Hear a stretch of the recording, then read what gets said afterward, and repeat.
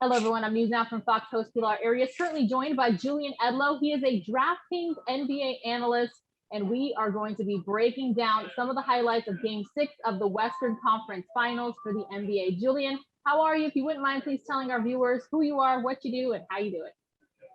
Yeah, I'm doing great. As you mentioned, I'm an NBA analyst over at DraftKings. I'm a content contributor there, content specialist. So, some NFL, some MLB mixed in there, but NBA is certainly my wheelhouse. And what an absolutely insane playoffs this has been all around. But the Phoenix Suns convincing, punching that ticket to the NBA Finals on Wednesday night in LA. Yeah, absolutely. So Phoenix born and raised. I have become a Suns fan again. It's been a while. I haven't rooted for the Suns since the Charles Barkley days. I remember rooting for them a little bit during Steve Nash, but it's been decades essentially.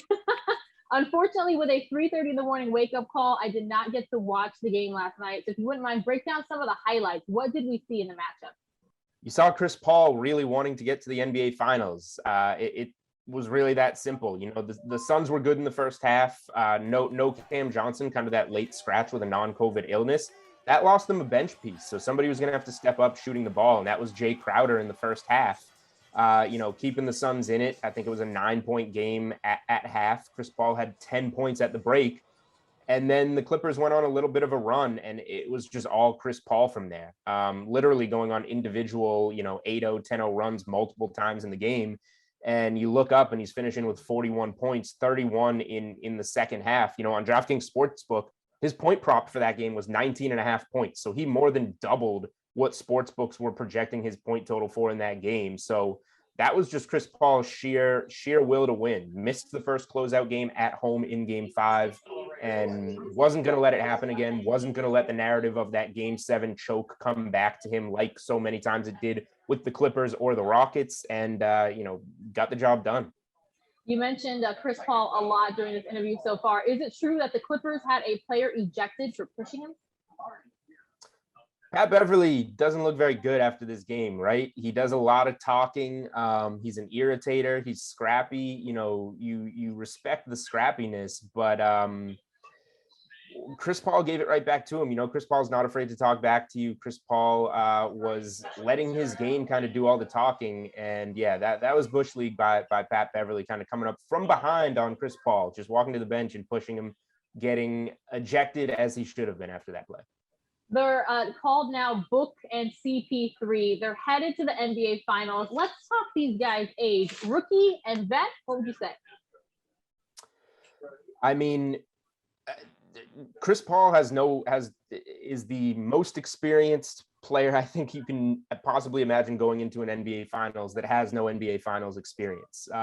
We know the list of the Barkleys, the Ewings, Stocktons, Malones, all these guys that played the most playoff games without winning a title. The difference there with Chris Paul until Wednesday night was that all those guys played in NBA Finals and Paul hadn't. So while he's a rookie, in this NBA Finals, he's certainly going to be a vet that can lead this team. And your Devin Bookers and your DeAndre Aytons being playoff rookies going into the NBA Finals like this, it just kind of shows what Chris Paul's veteran leadership, despite never being on this stage, has done for the Phoenix Suns. Now, Booker talked about how wild it is to go from being a fanboy of CP3 to his teammate. What do you think of their camaraderie on the court? Well, Chris Paul, in some ways, hand-selected Devin Booker to play with. Phoenix was somewhere that he wanted to go because of Devin Booker.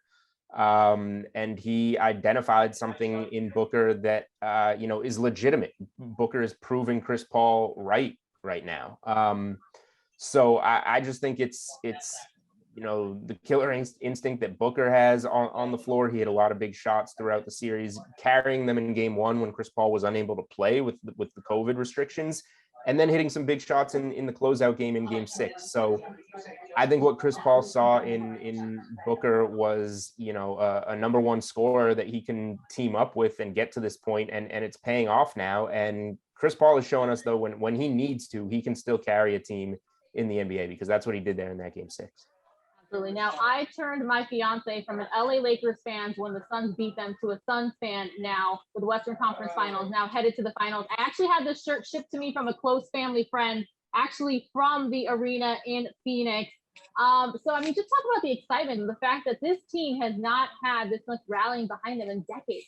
Yeah, I mean, number one, that's pretty impressive if you switch your fiance from a Lakers fan to a Suns fan after getting beat in interesting fashion with that Anthony Davis injury. So respect to you in that realm. I'm sure that I would not let that happen to me. But yeah, the Phoenix Suns, they're one of the loudest buildings in the NBA. Like we've been hearing that all postseason. Obviously, it's fantastic just all around in the NBA to have fans back in buildings is exciting. But the Suns have a great fan base out there, and it's been tough. You know, this is a team that finished over the last 5 years. They've had a last place finish and a second to last place finish in the NBA, and are now in the NBA Finals.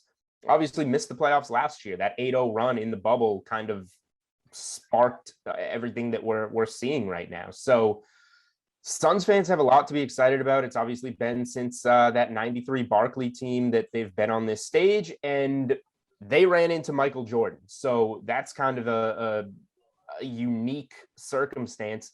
Now you look at the Eastern Conference, this is the most injuries we've ever seen in the NBA playoffs. Whether you want to attribute it to the short off season coming out of the bubble or not, that's just what it is. So Giannis Antetokounmpo is in doubt. Trae Young is in doubt. So whatever team Phoenix faces is going to be coming off a lot shorter rest. The Phoenix Suns are minus 210 favorites to win the NBA title. So, less than half your money back on a bet right now if you're betting on the Suns to win the title. So it's either going to be the Suns and the Bucks or the Suns versus the Hawks in the finals matchup. What do you think is going to be the outcome here? Who's going to win it all? Well, when it's 2-2 in the East and those teams are so banged up and you know they're going to have to grind, it's hard not to pick the team that is healthy and already in the NBA Finals, and that's exactly why the Suns are more than minus 200 favorites in this series, regardless of who they get. So I think that it's all shaping up for Chris Paul. This path is really just right in front of him, regardless of who they get. It's going to be a shorthanded team that has significantly less rest. So if a team from the Eastern Conference, regardless of who wins that series, winds up winning the NBA Finals, I would be pretty surprised. While I have you, is there anything else that you would like to talk about in terms of sports betting headlines? I mean, not too much in sports betting headlines. It's kind of coming to a head. We have, the Stanley Cup finals going on. We have the NBA finals about to go on. And that kind of takes us into, once those wrap up, obviously exciting seasons for both. And that kind of takes us into an off season where, baseball is kind of the day-to-day grind for sports bettors. So what people get really excited about is football season right around the corner in about 2 months. So once these NBA and NHL, seasons wrap up, I think we're going to start seeing in the sports betting world a lot more talk about this upcoming both college football and NFL season, and people kind of start to get involved in the futures market. Who's going to win the Super Bowl? Are the Chiefs going to go over their win total? Patrick Mahomes, is he going to win another MVP? Those are kind of the sports betting headlines we're going to start to see when these seasons wrap up. All right, DraftKings NBA analyst Julian Edlow joining us. If you wouldn't mind, please tell our viewers your social media handles so they can stay in touch. Yeah, you can find me on Twitter at Julian Edlow. Keep it nice and simple, just my name. All right, we appreciate your time. Take care. Yeah, thank you so much for having me.